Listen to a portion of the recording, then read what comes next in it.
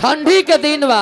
हाँ ठंडी के दिन बहुत ठंडा लगा। विवाहवा के प्रसंगवा ऐसे गावत रहनी हो कि माता बहन लोग जे आवेला नु ये लोग का लयदारी या चटनी ना बुझाला ना ई लोग बुझेला कि राम विवाह विवाह कीर्तन व्यास लोग निमन गौलो सकीना हमें लगावत नहीं बाकी आदेश बा चाचा के कि तनी एगो चटनी मार दी हम मार दे तनी कोनो बात नहीं खे असही एगो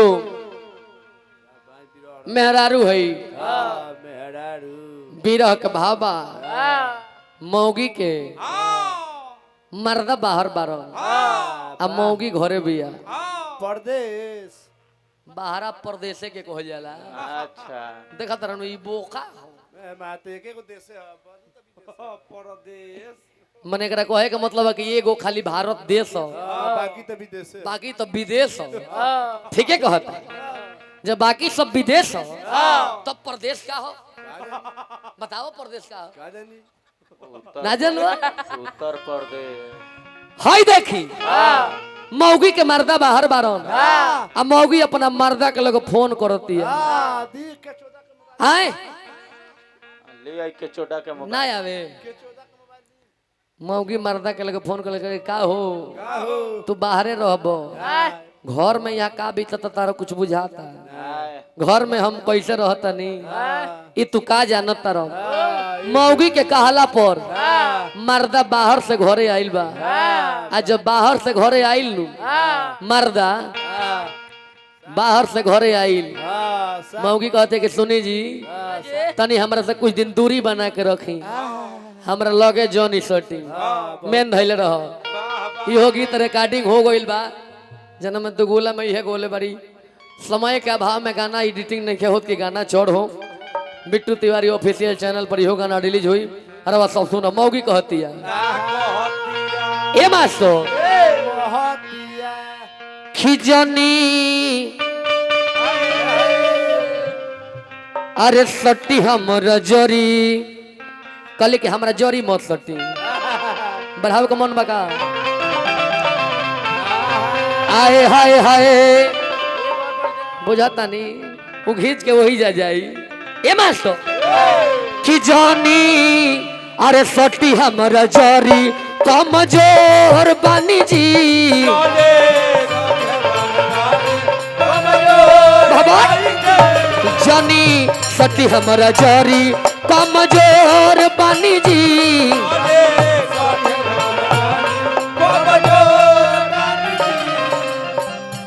कुछ दिन दुआरा पर सूती परत गोर बानी जी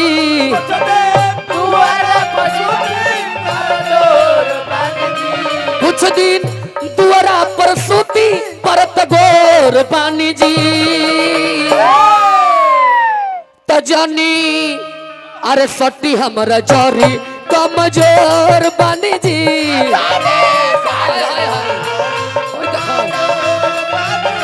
जानी सटी कमजोर बानी जी जानी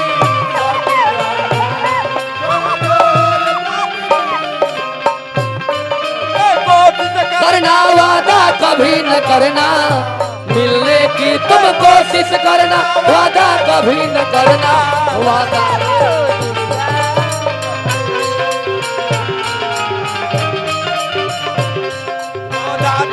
टूट जाता है वादा तो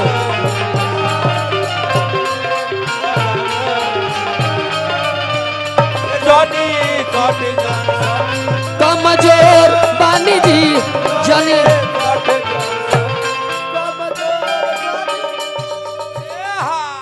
गीत एक घड़ी गीत नहीं खे होते घड़ी लयदारी होता एक घड़ी तो लोग खुलियाम गारी गा होता गीत के मने का जो नायिका लोग का मनोरंजन भी होके आ माता बहन लोग को सुने में बाउर ना लगे ऊ गीत हो एक घड़ी गीत गावता एक घड़ी तो ब्यास लोग खुलियाम गारी गावता लेकिन ऊ गीत ना चाहिए मौगी कहते कि राजा जी ये गीत तनी देखब तो केहू के लिखल है हमार स्वयं हमार लिखल हो मौगी कहते कि राजा जी खेले दिखाए दिया होके दी सयानी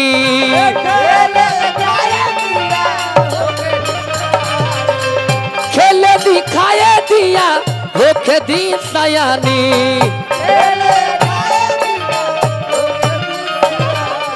ए राजा जी खेले दिखाए दिया होके दी सयानी।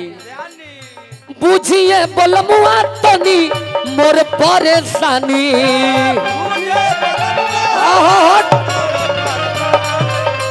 बुझिए बोलमुआ तनी मोर परेशानी।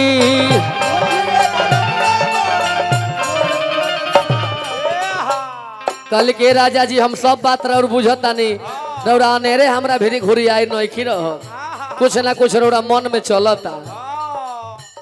झूठे संगे सुते खातिर करत जोर बानी जी। झूठे संगे सुते खातिर करत जोर बानी जी। त जानी अरे सटी हमरा जोरी कमजोर बानी जी।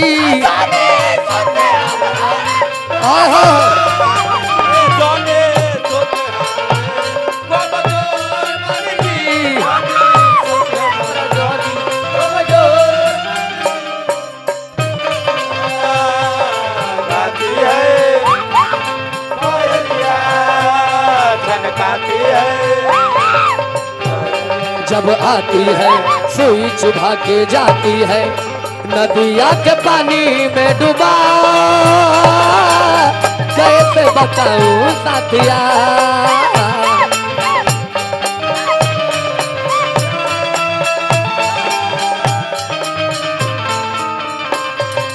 कोयलिया गाती है पायलिया छनकाती है। मस्त हवा जब आती है सुई चुभा के जाती है नदिया के पानी में डूबा।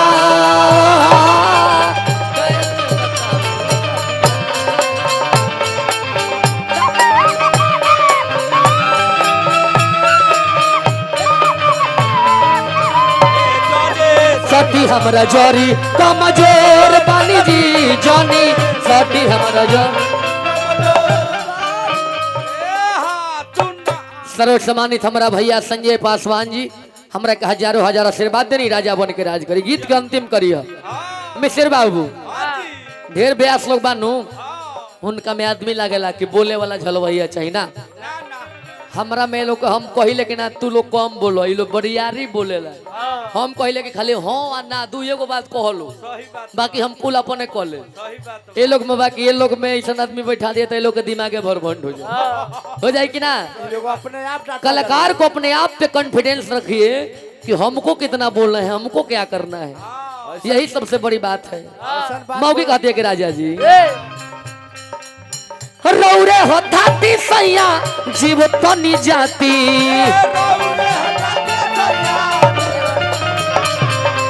रौरे होताती सैया जीव तनी जाती।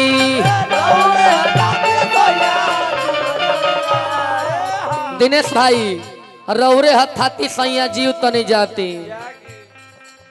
छोट बा खेलवना जानी सिनवा से साटी। छोट बा खेलवना जानी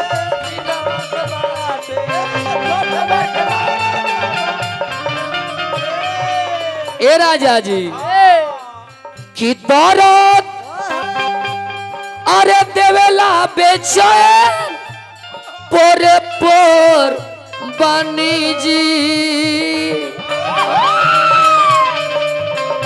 दौरत देवेला बेचैन पोरे पोर बनी जी। तो जनी अरे सट्टी हमर जोरी।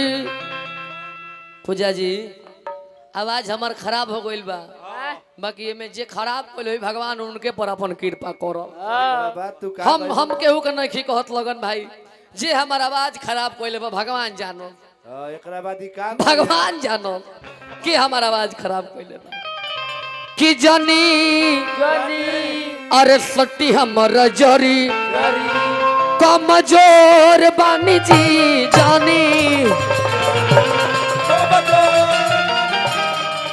यही में राम जी के नाम कह जाए। भगवान के नाम कहल जाइए दल से सेवा हुई। गोविंद मेरो है गोपाल मेरो है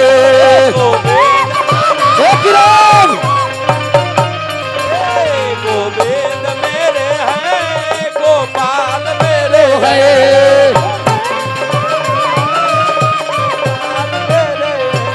जय जय बाके बिहारी नंदलाल मेरो है।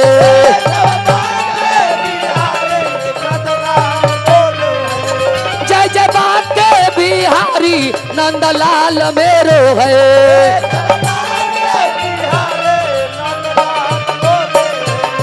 गोविंद मेरो है गोपाल मेरो है। चल तो पठेट। गोविंद मेरो है गोपाल।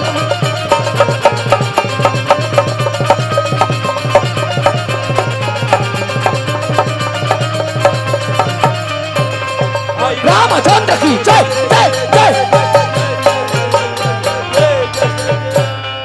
प्रेम से बोल दी बाबा भृगुनाथ की। भाई पूजा जी से सेवा हो।